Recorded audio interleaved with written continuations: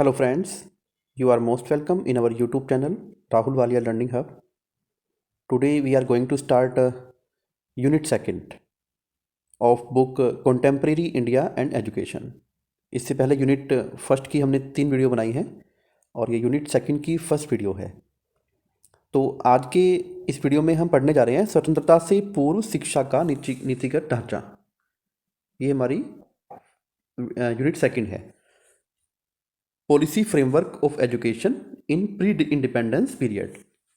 मतलब स्वतंत्रता से पहले, इंडिपेंडेंस से पहले और जो मुग़ल शासक थे उनके बाद, लगभग 1600 के बाद, 1600-1700 के बाद और बीच में 1947 तक, है ना। तो इसमें जो शिक्षा का क्या फ्रेमवर्क रहा है, कौन सा नीतिगत ढांचा था, किस प्रकार से, मतलब जो ब्रिटिश रूलर्स थे उन्होंने किस तरह से यहाँ पे कौन कौन सी पॉलिसी को चलाया, कौन कौन सी पॉलिसीज़ को अप्लाई किया यहाँ पे, तो वो सब इस वीडियो के अंदर और इस यूनिट के अंदर हम पढ़ेंगे। तो इसमें सबसे पहले आता है मैकाले। आपने पढ़ा होगा इसमें, जो बुक्स को पढ़ रहे होंगे, कि मैकाले मिनट आती है। अब ये मैकाले मिनट के बारे में अब यहाँ पे डिस्कस करेंगे। देखिए, मैकाले मिनट के बारे में पहले पढ़ लेते हैं कि मैकाले गवर्नर जनरल की परिषद के विधि सदस्य थे। मैकाले जो थे वो गवर्नर जनरल की जो परिषद होती है, काउंसिल होती है, उसके एक मेंबर थे और वह 10 जून 1834 को भारत आया था। 10 जून 1834 को भारत आया था। वह ओगलवादी और प्राच्य विद्या के विवाद को हल करने के लिए भारत आए थे। देखो, ओगलवादी और प्राच्य विद्या, यहाँ पे इस तरह की दो चीज़ें आई हैं यहाँ पे, ओगलवादी और प्राच्य विद्या। ये क्या है? इसको बोलते हैं इंग्लिश में एंग्लिसिस्ट एंड ओरिएंटलिस्ट। अब इसको डिटेल में पढ़ेंगे। एंग्लिसिस्ट क्या है? एंग्लिसिस्ट वो थे जो ब्रिटिश रूलर्स थे, जो वेस्टर्न कल्चर थी, विदेशी सभ्यता थी, विदेशी शिक्षा थी, वो उसके समर्थक थे, उसको कहते थे एंग्लिसिस्ट। और ओरिएंटलिस्ट कौन थे? ओरिएंटलिस्ट वो थे जो भारतीय प्राचीन शिक्षा के समर्थक थे, उनको हम कहते हैं प्राच्य विद्या या फिर ओरिएंटलिस्ट इंग्लिश में कहते हैं। ओके। अब मैकाले जब आया था भारत में, मैकाले को इसलिए भेजा गया था क्योंकि यहाँ पे क्या था, एक डिस्प्यूट था लोगों के बीच में। कुछ लोग कहते थे कि नहीं, यहाँ पे एंग्लिसिस्ट जो वेस्टर्न कल्चर ऑफ एजुकेशन है, जो विदेशी शिक्षा है, उसको इंडिया में चलाना चाहिए। कुछ लोग उसका विरोध करते थे। जो उसका विरोध करते थे उनको ओरिएंटलिस्ट बोलते हैं और जो उसके समर्थक थे उनको एंग्लिसिस्ट बोलते हैं। ठीक है ना। तो इनको गवर्नर जनरल ने मैकाले को यहाँ पे भेजा था कि भैया एक बार आप जाइए और एक बार विजिट करके आइए और फिर वहाँ पे जा करके हमें बताना है कि आपको वहाँ पे उनको रीड करना है इंडिया में जा करके, और उसके बाद हमें आके बताना है कि हमें क्या क्या चेंजेस करने चाहिए वहाँ की एजुकेशन पॉलिसी के अंतर्गत। तो इसी को हम मैकाले मिनट बोलते हैं, मैकाले मिनट। अब मैकाले मिनट क्या था, इसके बारे में थोड़ा सा डिस्कस कर देंगे। चार्टर अधिनियम 1813 की धारा 43 की व्याख्या पढ़ते हैं। धन के व्यय के लिए स्पष्टीकरण दिया गया था। उसमें कहा गया था कि भैया जो हम एजुकेशन पे पैसा खर्च करना चाहते हैं, आपको उसके बारे में हमें बताना है कि हम उस पैसे को किस तरह से खर्च करें, कौन से टाइप के एजुकेशन पे खर्च करें। दूसरा क्या है, साहित्य शब्द की व्याख्या बतानी है कि मेन जो साहित्य शब्द है, एक्सप्लेनेशन ऑफ टर्म लिटरेचर, साहित्य शब्द की व्याख्या बतानी है कि जो लिटरेचर ये होता क्या है। इसमें हम इंग्लिश लिटरेचर पढ़ाएं या उनको जो प्राचीन भारत का जो लिटरेचर है उनको वो पढ़ाएं, तो इसको एक्सप्लेन करना है आपको। तीसरा इसमें क्या था कि सीखे हुए मूल निवासी शब्द की व्याख्या करनी है, explanation of the term learned natives. Explanation of the term learned natives शब्द की व्याख्या करनी है कि ये क्या है। अब लॉर्ड मैकाले जब यहाँ से गया, गवर्नर जनरल से मिले, मीटिंग हुई, तो उन्होंने क्या सुझाव दिए थे, लॉर्ड मैकाले के सुझाव। ये क्वेश्चन आ सकता है शॉर्ट में भी और लॉन्ग में भी। तो सजेशंस ऑफ लॉर्ड मैकाले यहाँ पे हम पढ़ेंगे। उन्होंने पहला सुझाव दिया था कि पूर्वी ज्ञान और साहित्य की शिक्षा वर्थलेस है। Education of eastern knowledge and literature is worthless. इसको समझिए, ईस्टर्न नॉलेज क्या है। ईस्टर्न नॉलेज में हम आते हैं, जो एशिया कॉन्टिनेंट है वो पूरा ईस्टर्न में आता है, वो लोग किस में आते हैं, वो वेस्टर्न में आते हैं। जो ग्लोब आपने देखा होगा वो वेस्टर्न में आते हैं, पूरा जो यूरोप है वो वेस्टर्न कल्चर, वेस्टर्न में आता है, वेस्ट में आता है, तो उनको हम वेस्ट बोलते हैं, और हम कहाँ हैं, हम ईस्ट में हैं। तो उसने यहाँ पे क्या कहा कि पूर्वी ज्ञान और साहित्य की शिक्षा वर्थलेस है, मतलब वो किसी काम की नहीं है, वो किसी काम की नहीं है। जो पुरानी भारतीय शिक्षा है, शिक्षा प्रणाली है भारत की, वो किसी काम की नहीं है, और वहाँ का जो साहित्य है वो भी किसी काम का नहीं है। सेकंड क्या कहा उन्होंने, पश्चिमी साहित्य की शिक्षा और ज्ञान महत्वपूर्ण है, मतलब अपनी शिक्षा को उन्होंने इम्पोर्टेंस दिया वहाँ पे। जो यूरोपियन कंट्रीज़ की या वेस्टर्न कंट्रीज़ की जो एजुकेशन थी उसको उन्होंने वहाँ पे इम्पोर्टेंस दी। उन्होंने बोला कि पश्चिमी साहित्य की शिक्षा और ज्ञान महत्वपूर्ण है, education of western literature and knowledge is importance. तीसरा क्या बोला उन्होंने, अंग्रेजी को शिक्षा का माध्यम बनाना जरूरी है, making English at the medium of education is necessary. ये दोनों के लिए पढ़ा रहा हूं, एक बार हिंदी में और एक बार इंग्लिश में। अभिजात वर्ग के लिए उच्च शिक्षा संस्थानों का संगठन, organisation of higher education institution for elite class. ये इलाइट क्लास क्या है, इसको पढ़ेंगे अभिजात वर्ग। ये अभिजात क्या है, अभिजात क्या है कि एक स्पेशल कैटेगरी, हायर कैटेगरी, पैसे वाले लोग, वो लोग जो अंग्रेजों के समर्थक हों, जो ब्रिटिशर्स के समर्थक हों, उनका ज़्यादा विरोध ना करते हों, रिच हों।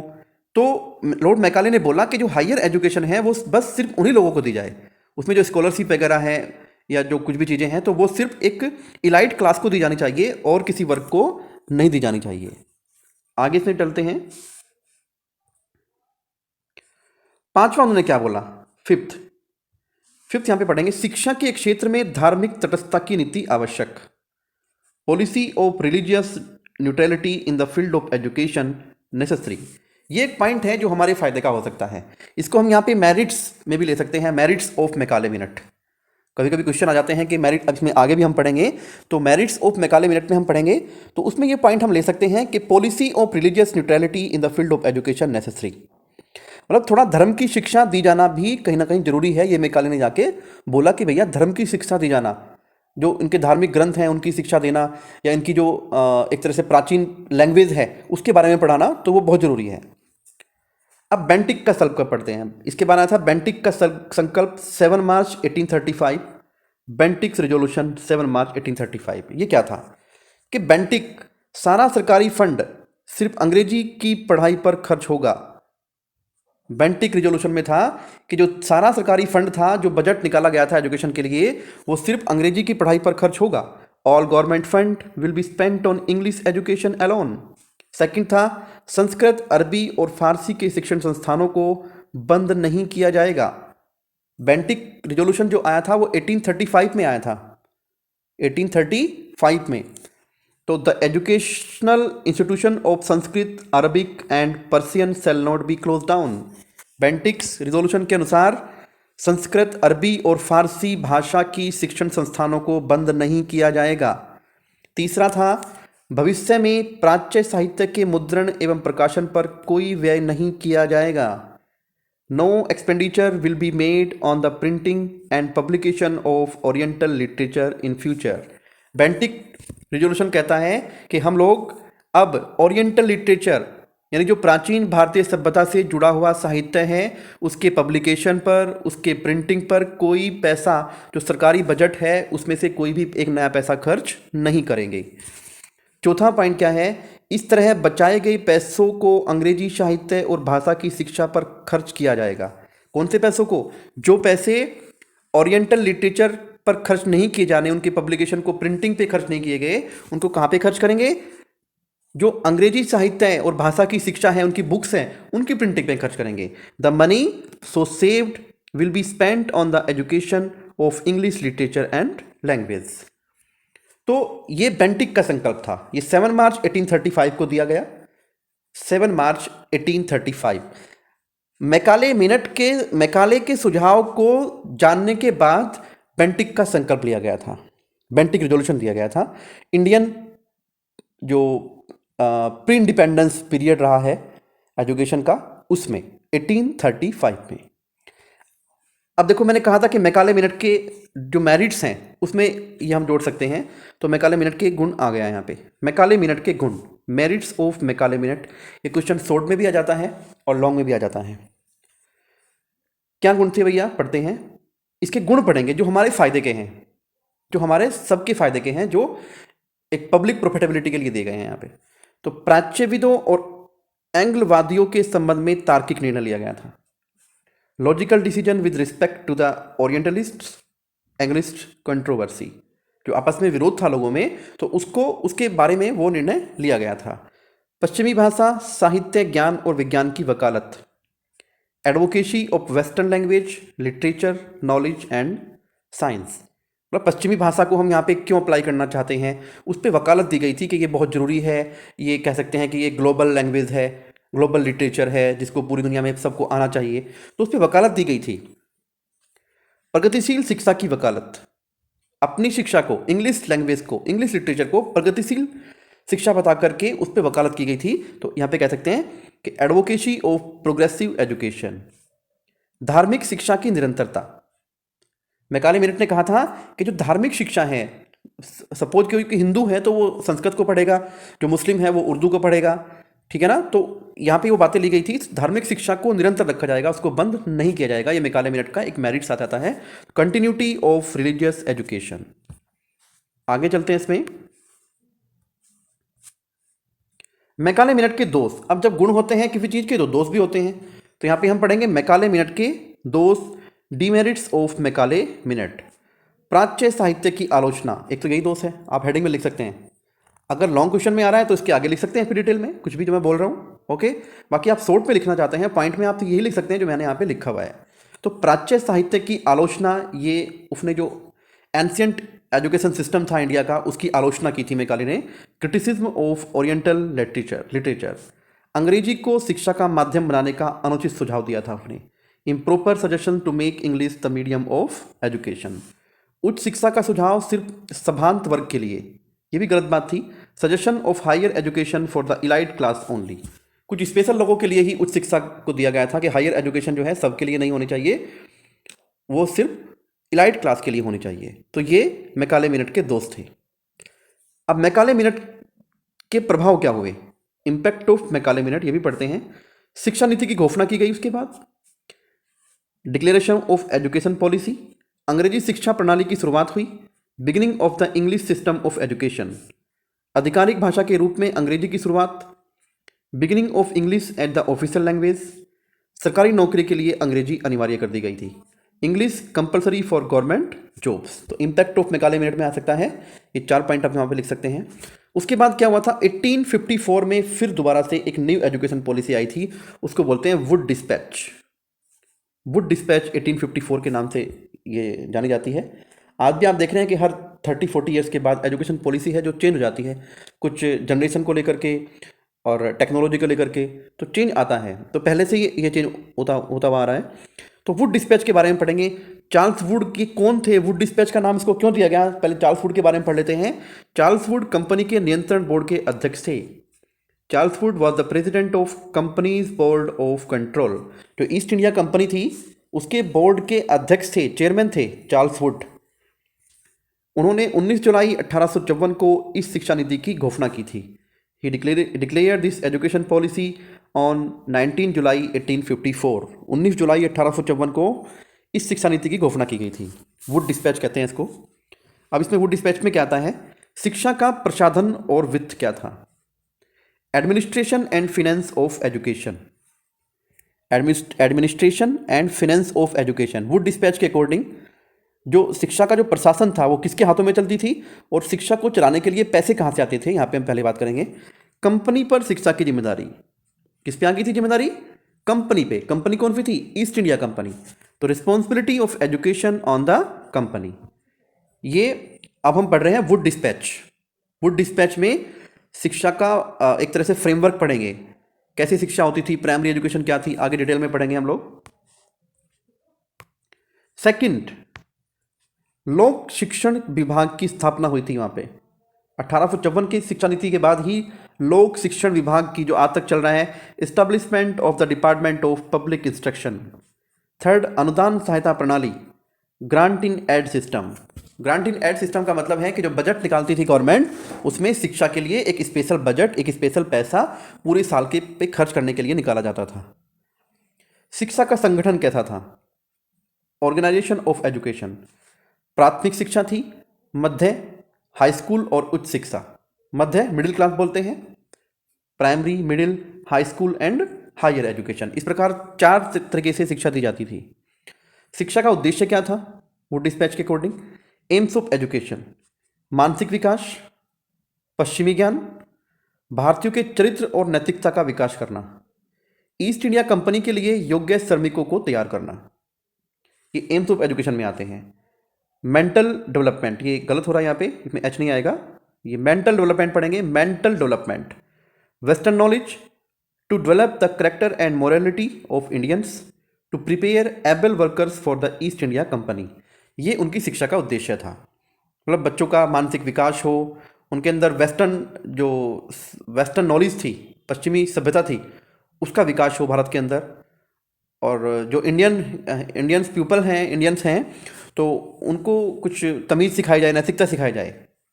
ईस्ट इंडिया कंपनी के लिए योग्य श्रमिकों को तैयार करना। और मेन क्या काम था, जो ईस्ट इंडिया कंपनीज थी, उनकी जितनी भी कंपनीज थी उसमें काम करने के लिए श्रमिकों को तैयार करना, ये उनकी एजुकेशन का मेन उद्देश्य था। शिक्षा के पाठ्यक्रम को पढ़ेंगे। करिकुलम ऑफ एजुकेशन, प्राच्य भाषा और साहित्य का स्थान, मतलब जो हमारी एंशियंट लैंग्वेज थी उनको, और जो लिटरेचर था उसको इस वुड डिस्पैच में स्थान दिया गया था, ऐसा नहीं इसको बिल्कुल छोड़ दिया गया। तो place of oriental language and literature. Second है पश्चिमी ज्ञान और विज्ञान के लिए विशेष प्रावधान, special provision to the western knowledge and science. धार्मिक शिक्षा की समिति, स्वतंत्रता, limited freedom to religious education. इस वुड डिस्पैच के अंदर धार्मिक शिक्षा की सीमित स्वतंत्रता, धार्मिक शिक्षा को पढ़ाने के लिए थोड़ी सी छूट दी गई थी। यानी कि पूरी आप वो स्कूल के अंदर आपने उसको संस्कृत विद्यालय बना दिया, या आपने मदरसा ही बना दिया, आप और कोई सब्जेक्ट नहीं पढ़ा रहे हैं। हाँ, अपने धर्म के अनुसार पुस्तकें पढ़ाई जा सकती थी, उस लैंग्वेज को पढ़ाया जा सकता था, तो थोड़ी थोड़ी छूट दे रखी थी। शिक्षा का माध्यम पढ़ते हैं। मूल भाषा और अंग्रेजी में प्राथमिक शिक्षा थी। मूल भाषा और अंग्रेजी में primary education in native language and in English, जो वहाँ की मूल भाषा है। सपोज कीजिए गुजरात में है तो गुजराती, पंजाब में है तो पंजाबी, तमिलनाडु में है तो तमिल, महाराष्ट्र में है तो मराठी। तो वहाँ की जो नेटिव लैंग्वेज थी उसमें होती थी प्राइमरी एजुकेशन, और इंग्लिश में प्राइमरी एजुकेशन उनकी होती थी। आगे बढ़ते हैं। अंग्रेजी माध्यम में उच्च शिक्षा। हायर एजुकेशन जो थी, प्राइमरी एजुकेशन में क्या था कि नेटिव लैंग्वेज को स्थान दिया गया था, लेकिन हायर एजुकेशन सिर्फ इंग्लिश मीडियम में ही होती थी। हायर एजुकेशन जिसको हम बीए और एमए कह सकते हैं, स्नातक और प्रास्नातक, तो वो सिर्फ इंग्लिश मीडियम में दी जाती थी अकॉर्डिंग टू वुड डिस्पैच। वेतनमान और छात्रवृत्ति की क्या कंडीशन थी उस टाइम पे? टीचर्स को जो पे स्केल मिलते थे और बच्चों को स्कॉलरशिप मिलती थी, उसका क्या सिस्टम था? तो शिक्षकों को अच्छा वेतनमान दिया जाता था, वहीं गरीब व मेधावी छात्रों को छात्रवृत्ति दी जाती थी।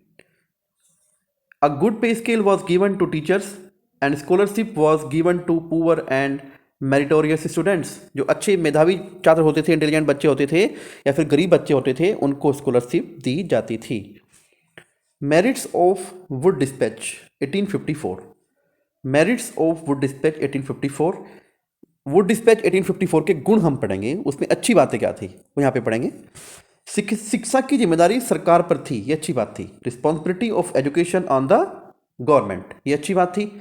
शिक्षा विभाग की शुरुआत, beginning of the department of education. शिक्षा विभाग जैसे मंत्रालय आज मिनिस्ट्री ऑफ एजुकेशन है, तो ऐसे ये शुरुआत जो है ये वुड डिस्पैच के बाद हो गई थी। सहायता अनुदान प्रणाली की शुरुआत, beginning of the grant in aid system, स्कूलों को एड दी जाती थी। गरीब छात्रों के लिए छात्रवृत्ति थी। Scholarship for poor students. विभिन्न स्तरों पर शिक्षा का संगठन था। Organisation of education at different levels. Grade स्कूलों की शुरुआत हुई, बिगिनिंग ऑफ ग्रेड स्कूल्स। भारतीयों के चरित्र और नैतिकता के विकास पर जोर दिया गया। Emphasis upon the development of character and morality of Indians. विश्वविद्यालयों की स्थापना हुई after Wood dispatch. Establishment of universities. महिलाओं की शिक्षा पर जोर दिया गया। Emphasis upon women's education. मुस्लिम शिक्षा पर भी जोर दिया गया। Emphasis upon the education of Muslim. तो ये मेरिट्स ऑफ वुड डिस्पैच में आ सकते हैं जितने पॉइंट मैंने आपको बताए हैं। आगे चलते हैं। अब वुड डिस्पैच के दोस्त भी पढ़ेंगे यहाँ पे। वुड डिस्पैच में क्या दोस्त थे? वुड डिस्पैच के दोस्त, demerits of Wood dispatch. Company के नियंत्रण में शिक्षा, ठीक है गवर्नमेंट के हाथ में शिक्षा थी लेकिन वो कंपनी के नियंत्रण में थी। कंपनी कौन सी? बार बार मैं बात याद दिलाता हूं, ईस्ट इंडिया कंपनी। तो एजुकेशन किसके हाथ में थी? Education under companies control. ये एक दोस्त था उसका। अब वो लोग अपनी बातें ज़्यादा करते थे। शिक्षा के क्षेत्र में लाल फीताशाही की शुरुआत हो गई थी। Beginning of red tapism in the field of education. इसको डिटेल में पढ़ेंगे। रेड टेपिज्म क्या है? लाल फीताशाही का मतलब क्या है? रेड टेपिज्म का मतलब है कि जो एजुकेशन में जो हायर लेवल की पोस्ट थी वो ब्रिटिशर्स के हाथ में थी, या फिर जो उनके समर्थक थे, या उनको कह सकते हैं चमचे थे, जो उनके जो पढ़ लिख कर उनकी बातों को मानते थे, जो भारतीयों के वो कह सकते हैं इंडिपेंडेंस पे कोई ध्यान नहीं था, हम किसी के गुलाम हैं इस बात पे किसी का ध्यान नहीं था, जो एक तरह से अंग्रेजों की बात को मानते थे या फिर वो खुद एक ब्रिटिश थे, तो उन लोगों को उच्च पदों पर रखा जाता था। तीसरा है सहायता अनुदान के लिए सख्त पूर्व शर्त थी। अगर किसी स्कूल को ऐड दे रही है गवर्नमेंट तो उसके लिए बहुत ही हार्ड एंड स्ट्रिक्ट रूल थे उस मदद को देने के लिए। तो strict preconditions for grant in aid. शिक्षा का मुख्य उद्देश्य पश्चिमी सभ्यता का विकास करना था। यहाँ पे भी वही काम होता आ रहा है। तो ये काम पहले से चलते आ रहे हैं। जिसका शासन हुआ उसने ही अपने धर्म की शिक्षा को जोर देना शुरू किया। शुरू में वैदिक काल हमने पढ़ा है, वहाँ पे यही हाल था। फिर बीच में मुस्लिम, बीच में बुद्धिस्ट पीरियड हमने पढ़ा है, फिर वहाँ पे यही आया है। उसके बाद मुस्लिम काल आया है। उसके बाद आप पढ़ रहे हैं यहाँ पे अंग्रेजों का काल, जो ब्रिटिश रूलर्स थे उनका काल पढ़ रहे हैं। तो मेन एम क्या था उनका? The main aim of education to develop western civilisation. शिक्षा के बहाने वो यहाँ पे पश्चिमी सभ्यता को डेवलप करना चाहते थे।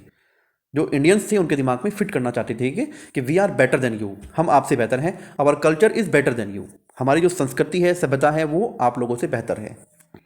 तो उच्च शिक्षा का माध्यम अंग्रेजी बने, ये उनकी बात थी कि जो हायर एजुकेशन है वो सिर्फ इंग्लिश में दी जानी चाहिए। English to be the medium of higher education, ये गलत बात थी उनकी।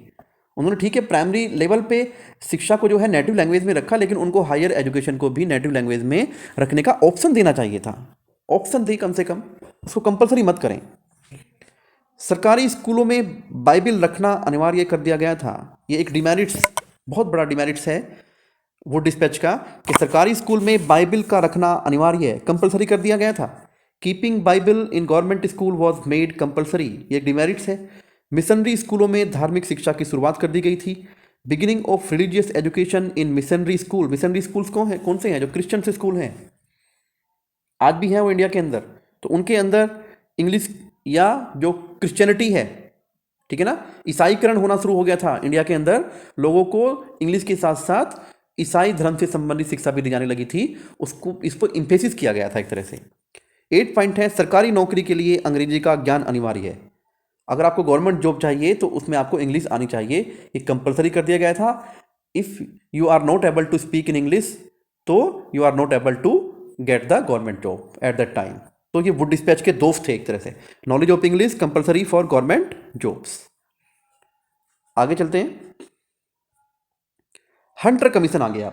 1854 गया तो हंटर कमीशन आ गया। हंटर कमीशन या भारतीय शिक्षा आयोग आ गया था। देखो हंटर कमीशन से एजुकेशन में इसको भारतीय शिक्षा आयोग क्यों कहा गया, इसका नाम क्यों कहा गया? क्योंकि इसमें बहुत सारे चेंजेस जो थे, जो किए गए थे एजुकेशन में, वो इंडियंस के फेवर में थे। तो इसलिए हंटर कमीशन को इंडियन एजुकेशन कमीशन बोला गया है। लेकिन 1854 के बाद 1857 में क्रांति, भारत की आज़ादी के लिए आपको पता है कि आंदोलन शुरू हो गया था, मूवमेंट शुरू हो गया था। तो उसके बाद वो जो मूवमेंट था वो हर तरीके से हुआ। खाली ये नहीं कि हमें आज़ादी चाहिए, एजुकेशन सिस्टम के खिलाफ भी हुआ। मतलब जो इंडियंस थे उन्होंने गवर्नमेंट जो स्कूल्स थे उनमें पढ़ना छोड़ दिया था। वो सिर्फ गुरुकुल में या मदरसों में पढ़ने जाते थे। तो उन्होंने जो ब्रिटिश एक तरह से एजुकेशन सिस्टम था उसके अगेंस्ट चलना लोगों ने शुरू कर दिया था। तो इस वजह से गवर्नमेंट ने फिर उसमें चेंज लाई थी। उसने सोचा कि भैया यहाँ पे अब काम चलने वाला नहीं है, तो थोड़ा सा जो हमें है इंडियंस के फेवर में जाना पड़ेगा अगर यहाँ पे हमें राज करना है तो 1857 के बाद ये बहुत सारे चेंजेस हुए थे। इसको पढ़ेंगे, इसको हंटर कमीशन बोलते हैं। इसकी डिटेल पढ़ते हैं पहले। लॉर्ड रिपन 1880 में गवर्नर जनरल के रूप में भारत आया था। लॉर्ड रिपन 1880 में गवर्नर जनरल के रूप में भारत आया। उन्होंने इस मांग का समर्थन किया और 1882 में भारतीय शिक्षा आयोग की नियुक्ति की। विलियम हंटर गवर्नर जनरल की कार्यकारी परिषद के सदस्य थे, इसलिए इस आयोग को हंटर आयोग भी कहा जाता था। समझ में आई बात? 1880 में गवर्नर जनरल के रूप में कौन आया था? लॉर्ड रिपन आया था। वो गवर्नर जनरल बनाए गए थे भारत के, और 1882 में उन्होंने क्या किया था? भारतीय शिक्षा आयोग की नियुक्ति कर दी गई थी, और जो विलियम हंटर गवर्नर जनरल की कार्यकारी परिषद के सदस्य थे, इसलिए इसको हंटर कमीशन भी कहा जाता है। एक बार इंग्लिश में पढ़ेंगे। Lord Ripon arrived in India in 1880 as a governor general. He supported this demand and appointed the Indian Education Commission in 1882. William Hunter was the member of the Governor General's Executive Council, so this commission was also called Hunter Commission. इसमें से बहुत सारे objective question या short, एक number का short answer निकल सकते हैं। कब आया था, कौन आया था, कौन था। तो इस जो मैंने 4-5 लाइन लिखी है यहाँ पे, बहुत सारे शॉर्ट क्वेश्चन इसमें से निकल सकते हैं। अब प्राथमिक शिक्षा का रूप क्या था हंटर कमीशन के अकॉर्डिंग, पहले वो पढ़ेंगे। प्राथमिक शिक्षा का उद्देश्य जन शिक्षा का प्रसार करना था। प्राथमिक शिक्षा, प्राइमरी एजुकेशन ऐसी बनाई गई थी कि जिससे हर व्यक्ति तक वो पहुंचे, कोई इससे छूटे मत। हर व्यक्ति उसको, कोई भी, चाहे वो इंडियंस, वो गरीब है, वो अमीर है, वो मुस्लिम है, वो हिंदू है, वो ईसाई है, वो सिख है, प्राइमरी एजुकेशन की जो स्ट्रक्चर थी हंटर कमीशन के अकॉर्डिंग ऐसी बनाई गई थी कि वो सब तक पहुंचे। The aim of primary education was to spread mass education. Second point है, सरकार ने प्राथमिक शिक्षा के प्रबंधन और निष्पादन की जिम्मेदारी जिला परिषद और नगर पालिका जैसी स्थानीय एजेंसी को हस्तांतरित कर दी थी। Government transferred the responsibility of management and execution of primary education to local agencies like zila parishad and Nagar पालिकाज। Government ने क्या काम किया हंटर कमीशन में, कि जो शिक्षा थी पहले क्या थी कि पूरे गवर्नमेंट के अपने हाथ में थी, लेकिन अब उसने क्या किया कि जिला परिषद और नगर पालिका में लोकल कमेटीज बनाई। आप देख रहे हैं उसी का रूप आज डीआईओस बैठते हैं, बेसिक शिक्षा अधिकारी बैठता है जिलों के ऊपर। तो ये उसी एक नीति का यहाँ पे इम्प्लीमेंट जो हुआ था वो आज भी चल रहा है।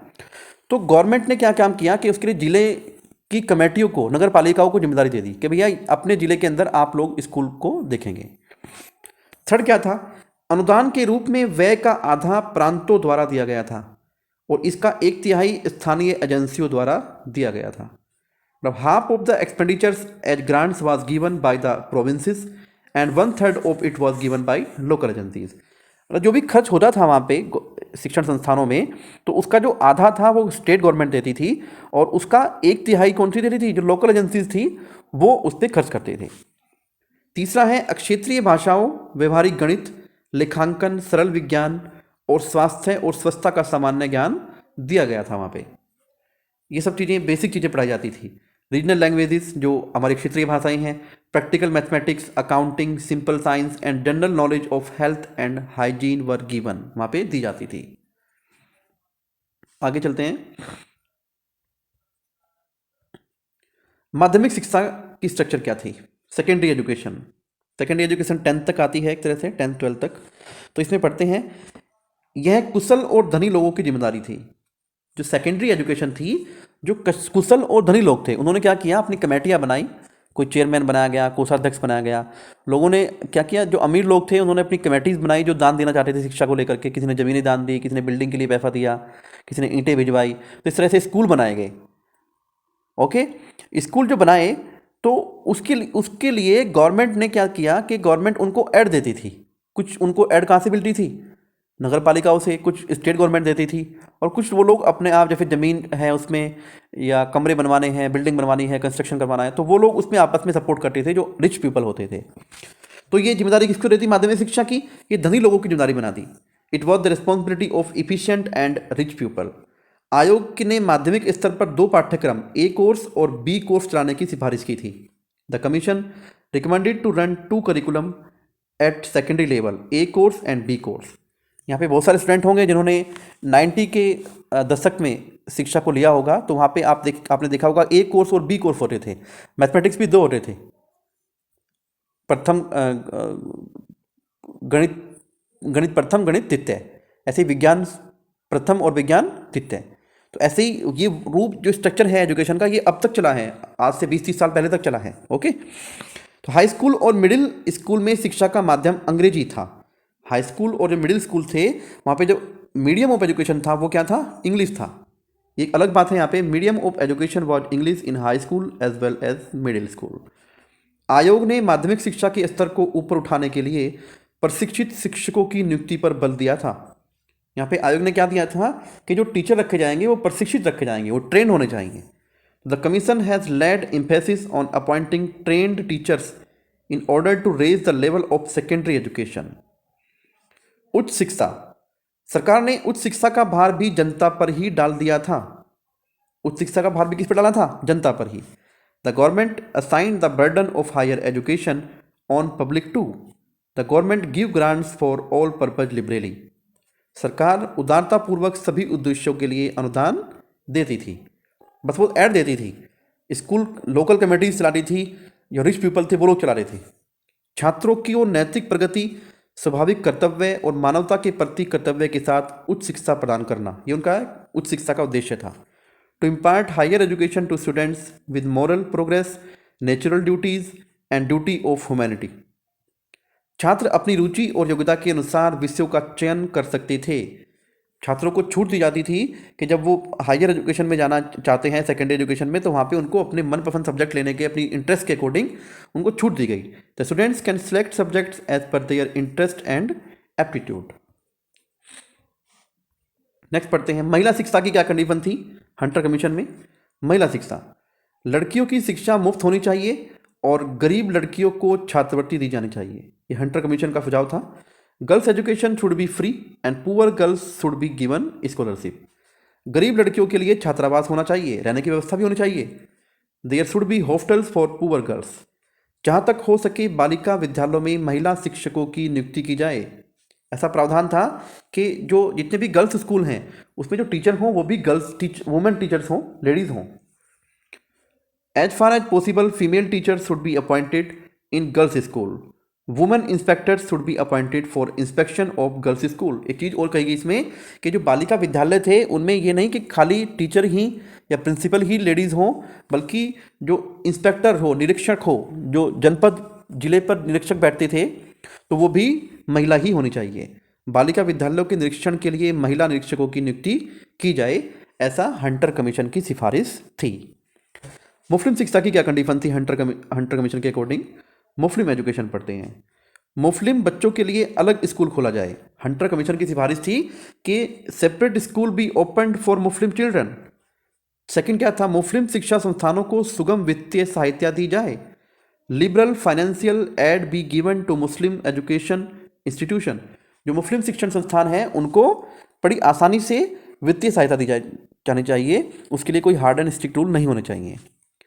मुस्लिम प्राथमिक विद्यालयों के निरीक्षण के लिए मुस्लिम विद्यालय निरीक्षकों की नियुक्ति ही की जाए। जैसे कि महिला विद्यालयों के लिए, गर्ल्स स्कूल के लिए महिला ऑब्जर्वर होनी चाहिए, महिला शिक्षक होने चाहिए। ऐसे ही मुस्लिम शिक्षा पढ़ाने वाले टीचरों के ऊपर जो ऑब्जर्वर हों वो मुस्लिम विद्यालय निरीक्षक ही हों, क्योंकि उनको नॉलेज होगी अपने सब्जेक्ट की, वो ध्यान से उस पर ऑब्जर्वेशन कर पाएंगे। तो Muslim school inspectors be appointed for inspection of Muslim primary school. राष्ट्रीय शिक्षा आंदोलन के मुख्य चरित्र पढ़ते हैं यहाँ पे कि ये जो शिक्षा प्रणाली यहाँ पे आई, हंटर कमीशन जो रखा गया था गवर्नमेंट के द्वारा, वो क्यों रखा गया, उसके पीछे किन किन महान हस्तियों का हाथ था, उनके नाम हम यहाँ पे जानेंगे, बस ज़्यादा कुछ नहीं जानेंगे। डिटेल में आप बुक्स में पढ़ सकते हैं। Main characters of national education movement, इसमें राजा राम मोहन राय थे। राजा राम मोहन राय के बारे में बताना चाहता हूँ। राजा राम मोहन राय जो थे वो कहीं ना कहीं इंग्लिश लैंग्वेज एंड लिटरेचर के समर्थक थे, वो फेवर में थे, वो चाहते थे कि लोग इंग्लिश को जाने, ठीक है ना। स्वामी दयानंद सरस्वती वो थे जो कहते थे कि जो शिक्षा है इंडिया में एजुकेशन सिस्टम जो है वो संस्कृत लैंग्वेज में होना चाहिए। स्वामी दयानंद सरस्वती वो व्यक्तित्व हैं जिन्होंने हिंदुस्तान के अंदर 19वीं सदी में गुरुकुल खुलवाए थे बहुत सारे, और डीएवी एक संस्था है जो आज भी चल रही है, दयानंद एग्लो वैदिक के नाम से मशहूर है। इसके जो स्कूल हैं वो पूरे इंडिया के अंदर आप देख सकते हैं। ओके, तो ये आर्य समाज के संस्थापक थे स्वामी दयानंद सरस्वती, और इन्होंने ही गुरुकुल और जो संस्कृत महाविद्यालय जितने भी थे वो इन्होंने खुलवाए थे। गुरुदेव रविंद्रनाथ टैगोर, ये भी शिक्षा के आंदोलन में एक महान हस्ती थी। स्वामी विवेकानंद और महात्मा गांधी, इन सब ये जो मैंने 5-6 यहाँ पे नाम लिखे हैं, तो एनी बेसेंट का नाम भी आपने सुना होगा, वो भी एक उनका मेन रोल था जो एजुकेशनल मोमेंट था इंडिया के अंदर, उसको आगे बढ़ाने के लिए। आगे चलते हैं। राष्ट्रीय आंदोलन के बुनियादी सिद्धांत क्या थे? जो राष्ट्रीय आंदोलन किया गया था शिक्षा के लिए, उसके लिए क्या चाहते थे वो लोग? Basic principle of the national movement क्या चाहते थे, क्यों नेशनल मूवमेंट करते थे एजुकेशन को लेकर के, उसको पढ़ेंगे। शिक्षा भारतीय नियंत्रण में, कि जो एजुकेशन हो वो अंडर इंडियन कंट्रोल हो, ऐसा नहीं कि कंपनी कंट्रोल हो, ब्रिटिश इंडिया कंपनी के हाथ में नहीं होनी चाहिए, इंडियन कंट्रोल में होनी चाहिए। शिक्षा के लक्ष्य और आदर्श भारतीय होने चाहिए। AIIMS and ideals of education should be Indian. राष्ट्रीय चरित्र का विकास और मातृभूमि के प्रति प्रेम, बच्चों को जब शिक्षा पढ़ाई जाए तो उसमें राष्ट्रीय चित्र का उनके अंदर जो है नेशनल कैरेक्टर बिल्ड होना चाहिए, राष्ट्र अपने देश के प्रति प्यार होना चाहिए, अपनी मातृभूमि से प्यार होना चाहिए। इस प्रकार के उनको चैप्टर पढ़ाए जाएं, इस प्रकार की एजुकेशन उनको दी जानी चाहिए। ऐसा हमारे जो भारतीय आंदोलनकारी थे वो चाहते थे। मातृभाषा के माध्यम से शिक्षा मिलनी चाहिए, जो हमारी मदर टंग है, हमारी जो बचपन से जब हम बोलना सीखते हैं, जिस भाषा को बोलते हैं, उस भाषा में हमारी शिक्षा होनी चाहिए। अंग्रेजी भाषा और पश्चिमी विज्ञान की शिक्षा, इसके समर्थक थे वो लोग। वो चाहते थे कि अंग्रेजी भाषा को लोग सीखें, लेकिन एक सेकेंडरी एजुकेशन के रूप में, मेन लैंग्वेज के रूप में नहीं, एक सेकेंडरी एजुकेशन के रूप में सीखें। पश्चिमी विज्ञान, वेस्टर्न साइंस को भी लोग सीखें, क्योंकि वेस्टर्न जो कंट्रीज थे उस टाइम पे थोड़ा डेवलप थे, वो हमसे ज़्यादा साइंस में एक्सपर्ट थे, तो वो साइंस हमारे जो इंडियंस थे उनको भी आनी चाहिए, इसके वो समर्थक थे। तो development of national character and love for Motherland, education through mother tongue होनी चाहिए, education of English language and western science, ये कंपलसरी हो। राष्ट्रीय शैक्षिक संस्थानों की स्थापना। अब जब इतना कुछ हो गया तो उसमें क्या हुआ कि इंडिया के अंदर बहुत सारे नेशनल एजुकेशन इंस्टीट्यूशन ओपन हुई, और उसमें वो कहाँ पे ओपन हुई थोड़ी सी डिटेल मैंने यहाँ पे आपको समझाने के लिए दी है। Establishment of the national educational institution, Gurudas Banerjee की अध्यक्षता में बंगाल में कई राष्ट्रीय उच्च विद्यालय खुले। गुरुदेव रविंद्रनाथ टैगोर, रास बिहारी बोस और अरबिंदो घोष के प्रयासों से कलकत्ता में एक राष्ट्रीय महाविद्यालय की स्थापना हुई उसी टाइम पे, 1884-90 के बाद की बात है ये। आर्य समाज द्वारा गुरुकुल और डीएवी कॉलेज खोले गए। राष्ट्रीय विद्यालय में शिक्षा मातृभाषा में आयोजित की जाती थी। जितने भी राष्ट्रीय विद्यालय खोले गए थे वहाँ पे, तो उनमें जो शिक्षा थी वो मातृभाषा में होती थी, जो वहाँ की मदर टंग थी उसमें वो शिक्षा दी जाती थी। एक बार इंग्लिश में पढ़ते हैं। Many national high schools were open in Bengal under the presidentship of Gurudas Banerjee. A national college was established in Calcutta with the efforts of Gurudev Rabindranath Tagore, Ras Bihari Bose, and Aurobindo Ghosh. Gurukuls and DAV colleges were opened by Arya Samaj. Education in the national school was organized in mother tongue. तो यहाँ पे जो राष्ट्रीय आंदोलन का हमने पढ़ा है, इस जो स्लाइड है, राष्ट्रीय आंदोलन का जो बुनियादी सिद्धांत थे वो क्या होना चाहिए, और कितनी शिक्षण संस्थान खुली, और उसमें कौन सी भाषा में शिक्षा दी जाती थी, यहाँ पे हमने वो सब कुछ पढ़ा है। अब ये एंड ऑफ स्लाइड हो जाता है। आज की वीडियो में सिर्फ इतना ही है, बाकी जो टॉपिक्स इस यूनिट के रह जाते हैं वो हम अगली वीडियो में देखेंगे। तो नेक्स्ट वीडियो के लिए आप लगातार मेरे साथ बने रहिएगा। आपका कोई भी क्वेश्चन है आप कमेंट बॉक्स में डाल के पूछ सकते हैं।